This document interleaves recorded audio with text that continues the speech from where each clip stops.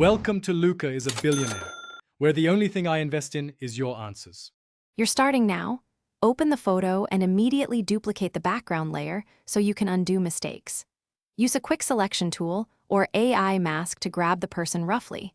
You don't need pixel precision yet. Once done, refine the selection edges with a smaller brush or refine edge slider to include hair and accessories.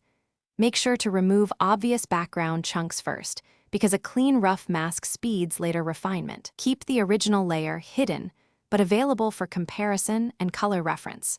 Now refine the mask thoroughly. Open Select and Mask or use Edge Detect tools to capture hair and soft edges, because accurate edges make the cutout believable. Use a small radius and slight feather, around 0.5 to 2 px, then paint on the layer mask to add or subtract detail. This keeps edits non-destructive. Once satisfied, output to a new layer with mask so you can toggle visibility. Make sure to check zoom levels at 100% and full view to catch subtle artifacts. Finish by placing your new background beneath the masked person and adjust scale and perspective so they sit naturally.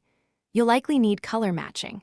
Apply levels, curves, and color balance to the subject or background so tones and contrast align.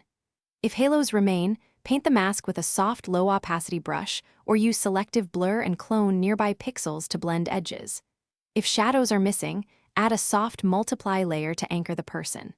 If problems persist, revert to the duplicated original and repeat targeted refinements.